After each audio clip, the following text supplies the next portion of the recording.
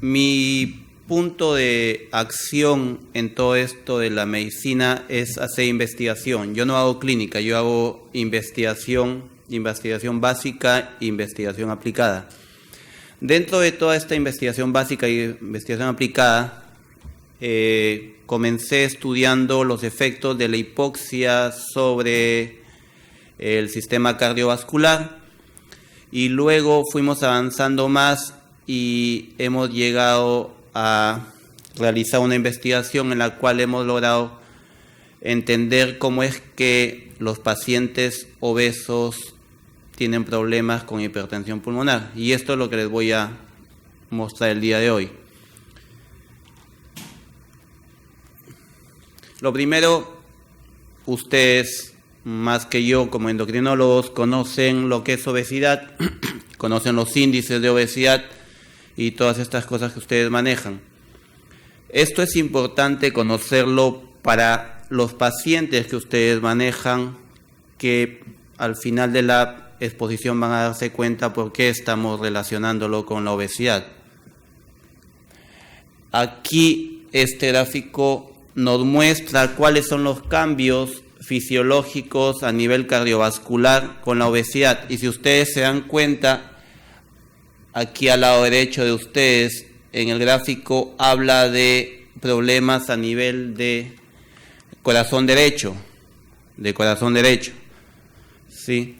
Luego tenemos en esta, me falta una diapositiva. En esta siguiente diapositiva lo que tenemos es la definición de hipertensión pulmonar.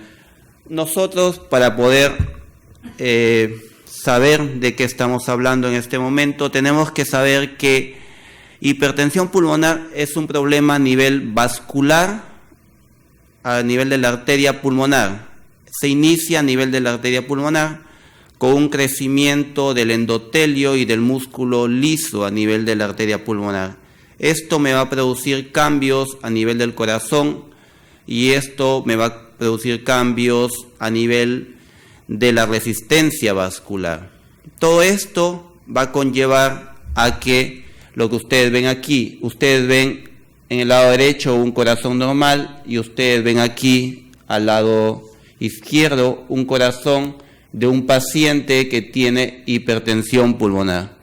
Ven el agrandamiento del ventrículo derecho, el agrandamiento de las paredes del ventrículo derecho, todo esto debido a la disfunción del endotelio de la arteria pulmonar, que ustedes ven aquí la diferencia y ven aquí la diferencia con el endotelio y las arterias pulmonares normales. Todo esto se define como hipertensión pulmonar. ¿Cómo es que logramos el primer paso para poder detectar en alguien hipertensión pulmonar? Una de las pruebas estándar que se hace es 6 minutos de caminata, 6 minutes walk. Se hace caminar al paciente durante 6 minutos y se ve cuánto tiempo, cuánta distancia ha caminado durante esos 6 minutos y a partir de eso se tiene recién se sospecha de que el paciente podría tener hipertensión pulmonar cuando tiene problemas respiratorios al caminar y todos los síntomas que están relacionados con el problema respiratorio. Pero luego, para hacer un diagnóstico mucho más apropiado de la hipertensión pulmonar, se realiza cateterismo del ventrículo derecho y la arteria pulmonar. ¿Qué hacemos allí? Hay diferentes vías de entrada, pero la que usábamos donde trabajaba en Inglaterra, llegábamos a través de la yugular y pasábamos hacia el ventrículo derecho y luego hacia la arteria pulmonar. Con esto teníamos la medida de la presión en la arteria pulmonar. Al tener la medida de la presión en la arteria pulmonar, teníamos que tener una medida mayor a 25 milímetros de mercurio para poder decir que el paciente tiene hipertensión pulmonar. Si el paciente tenía más de 25 milímetros de mercurio de presión a nivel de la arteria pulmonar, en ese momento el paciente era diagnosticado como paciente que tenía hipertensión pulmonar. Esto también nos da datos de qué tipo de hipertensión pulmonar podemos obtener. Por ejemplo, a los pacientes cuando se les interviene para hacer las medidas de la presión en la arteria pulmonar, se realiza también, se les inyecta óxido nítrico. Y este óxido nítrico vasodilata. Si no vasodilata, si no es vasoreactivo, quiere decir que tiene uno de los tipos de hipertensión pulmonar, que ya vamos a ver la clasificación más adelante. Pero dentro de esta prueba nos va a decir con certeza qué tipo de hipertensión pulmonar. Pero dentro de los tipos de hipertensión pulmonar existen algunos tipos que no están determinados aún, que es de los que vamos a hablar ahora. Pero antes de hablar ahora vamos a ver algo interesante, la epidemiología. Muchos de ustedes pensarán, nunca he escuchado de hipertensión pulmonar o es una enfermedad rara. Es cierto, la hipertensión pulmonar es una enfermedad muy rara, pero es muy rara en el mundo. Pero si nosotros vamos y cambiamos y hacemos un estudio poblacional en los lugares donde la gente es obesa, vamos a encontrar que los niveles de hipertensión pulmonar son mucho más altos en comparación al resto de países donde la gente no tiene esta obesidad. Entonces, por eso el título dice esta presentación, el título nos decía obesidad e hipertensión pulmonar, futura epidemia, como una duda. No la estamos planteando como una duda. No sabemos qué irá a pasar en el futuro, pero es lo que estamos viendo en el camino. Por ejemplo, tenemos aquí que 50 pacientes por millón en el mundo, que es poquísimo. Pero si vamos desglosando este dato, vemos que 3 de cada 5 pacientes son mujeres. Y si seguimos desglosando el dato, vemos que la edad está entre 30 y 50 años. Y seguimos desglosando el dato y vemos que 2 de cada 3 mujeres que fueron diagnosticadas eran obesas en el momento o antes de ser diagnosticadas con hipertensión pulmonar. Y el tiempo de sobrevida del paciente es de 3 a 5 años si es que no tiene el tratamiento adecuado. Entonces, por eso es que quería y quiero compartir con ustedes esto de hipertensión pulmonar. Ustedes que manejan todos los días pacientes obesos, hay que poner un ojo en esta enfermedad. En el Perú, para el que le interesan los datos, en el Perú no tenemos un registro de pacientes hipertensos con hipertensión pulmonar. No tenemos registro de pacientes con hipertensión pulmonar. Estamos tratando de construir un registro, estamos en contacto, tratando de ponernos en contacto con algunos médicos de INCOR y vamos a comenzar a trabajar y ver un proyecto a ver si logramos hacer algo para tener un registro de los pacientes de hipertensión pulmonar. No existe un registro en todo el Perú. Existen centros, algunos centros que hacen tratamiento de hipertensión pulmonar, pero no existe un registro de los pacientes, dónde están, quiénes son, de dónde vienen. No existe un registro. Entonces, queremos tratar de iniciar un registro de los pacientes del Perú y ver qué está sucediendo. Si ustedes ven aquí, de todos esos pacientes que hemos hablado, que tienen hipertensión pulmonar, ustedes van a ver aquí 2 datos importantes. El primer dato es este. Sí. Esta cantidad de pacientes son idiopáticos, es decir, no sabemos por qué tienen hipertensión pulmonar, se les ha hecho estudios genéticos, se les ha hecho todo tipo de estudios, pero no se sabe por qué tienen hipertensión pulmonar. Tal vez fueron obesos en algún momento en su vida, Podría ser, no lo sabemos. Pero hay otro punto importante también que ustedes manejan. Es el que está aquí. Este punto, que es el 10% del total de pacientes, tienen hipertensión pulmonar por tomar medicamentos inhibidores del apetito, algo que se maneja comúnmente en endocrinología.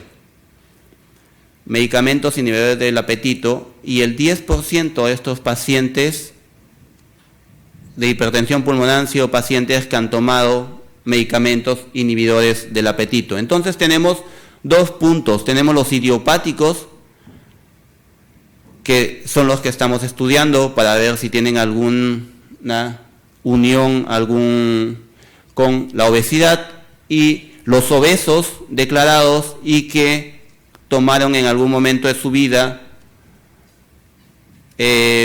medicamentos para inhibir el apetito. El mecanismo, cómo es que los medicamentos inhiben el apetito, está muy estudiado, la mayoría de ustedes lo conoce, pero el problema está en que produce alteraciones de serotonina, y serotonina va a producir problemas a nivel del endotelio.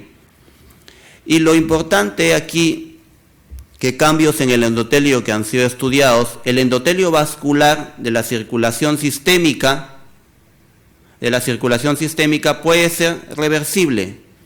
Si usted tiene cambios en el endotelio de la circulación pulmonar, esos cambios del endotelio a nivel de la circulación pulmonar no son reversibles. Es decir, que si nosotros dañamos el endotelio de la circulación pulmonar, hacemos una hipertrofia de músculo liso, crecemos endotelio o crecemos fibroblastos a nivel del endotelio de la circulación pulmonar, lo que vamos a tener es un daño irreversible, a diferencia del daño que sucede a nivel sistémico, que sí puede ser reversible.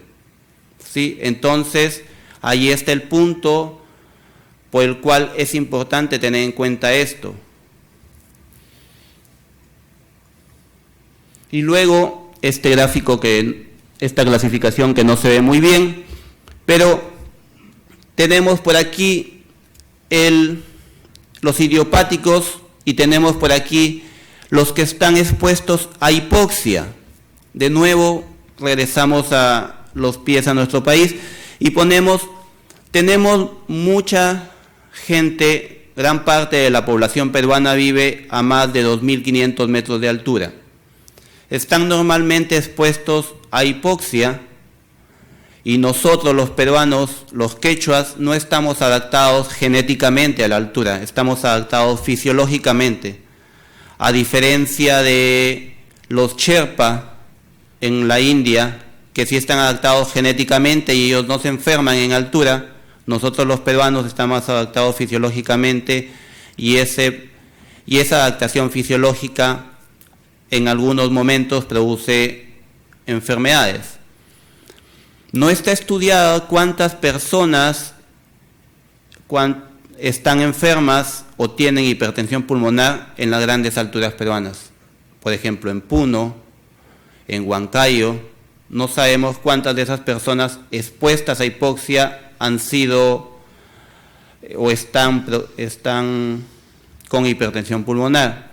Y esto nos regresa a los pacientes obesos. Los pacientes obesos, también por la obesidad se produce el apnea del sueño, que produce hipoxia intermitente. Esta hipoxia intermitente también produce los mismos efectos de vivir en altura, es decir, también daña el endotelio vascular. Estos son los tratamientos que ahora se están usando para tratar a pacientes con hipertensión pulmonar. Tenemos fosfodiesterasas inhibidores que aumentan el AMP cíclico, es decir, vasodilatan. Tenemos también guanilatos ciclasas que tienen el mismo efecto, es decir, producen vasodilatación. Y tenemos los inhibidores de la endotelina, que son los medicamentos que actúan a nivel de endotelio, evitando que el endotelio siga engrosándose. Esos son los principales tipos de medicamentos que se usan para el tratamiento de hipertensión pulmonar. Ahora, ¿por qué lo ligamos con obesidad? Todos ustedes conocen el tema que la lectina está relacionada con este tema de obesidad. Pero luego de haber nosotros realizado un estudio en colaboración con un grupo francés, se publicó este artículo, el siguiente se está trabajando ahora. Este artículo es de Huertas, una colega italiana, en el cual se logra estudiar la señalización de la lectina unida a el problema de hipertensión pulmonar. ¿Qué se hizo? Se trabajaron con animales, que es la primera fase que se debe hacer, y se realizó lo siguiente. Se tomaron ratas ZDF, que son ratas knockout para el receptor de lectina, y se tomaron ratas normales. A estas ratas se les expuso a hipoxia. La hipoxia continuada produce hipertensión pulmonar, eso está ahí aprobado. Muchísimos papers publicados acerca de que la hipoxia prolongada produce hipertensión pulmonar. Entonces a estos dos tipos de ratas se les expuso a hipoxia durante 21 días. ¿Qué sucedió luego? Si ustedes ven aquí, el tipo normal, el wild type de ratas expuestas a normoxia y hipoxia que ustedes ven allí, los que estaban expuestos a hipoxia, miren el aumento en la presión de la arteria pulmonar. Ahora miren en las ratas que son knockout para el receptor de lectina. No tiene el mismo aumento que tienen las ratas wild type. Y seguimos viendo la resistencia vascular, incluso en la resistencia vascular existe mayor diferencia. Y luego vemos el índice Fulton, que es el índice de corazón-peso, para ver si el corazón creció, es decir, había una hipertrofia del corazón. Y también se ve el resultado de que las ratas que son knockout para lectina no tienen el crecimiento ni el engrosamiento de las arterias pulmonares. Luego vemos aquí también un estudio histológico de las arterias pulmonares, de los vasos que están en el pulmón también, y vemos el engrosamiento de la misma manera. Las ZDF tienen mayor engrosamiento cuando están en hipoxia que las wild type. Luego vemos aquí otro marcador de crecimiento que también nos reafirma que las ratas knockout para ZDF tienen menor crecimiento del endotelio, del músculo liso, cuando son expuestas a hipoxia.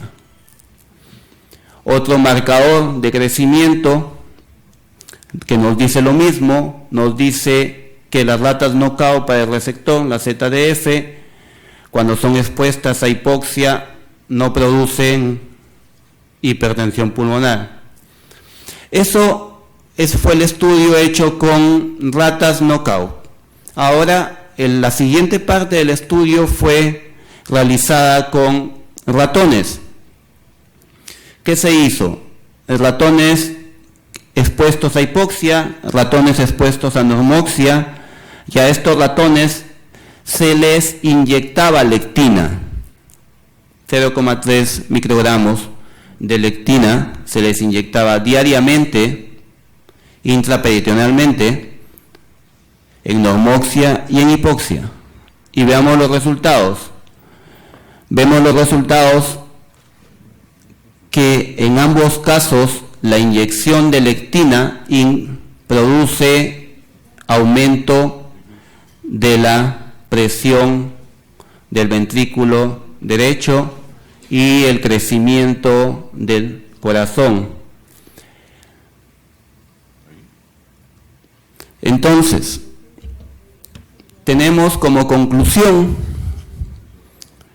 el exceso de lectina produce una hiperreactividad a la hipoxia, causando daño en la vasculatura pulmonar. Y la siguiente conclusión es: la obesidad unida a la hipoxia predispone a niveles elevados de lectina, por lo cual la hipertensión pulmonar debería ser monitoreada en estos pacientes. El mensaje de mi exposición del día de hoy es: ustedes que manejan pacientes obesos, la visita al cardiólogo siempre es obligada, pero dentro de los pedidos que le hagan al cardiólogo, hagan el pedido de que vea presión en la arteria pulmonar, vea un crecimiento extraño en el ventrículo derecho, para intervenir prontamente y evitar que estos pacientes hagan hipertensión pulmonar. Muchas gracias. Muchas gracias, doctor.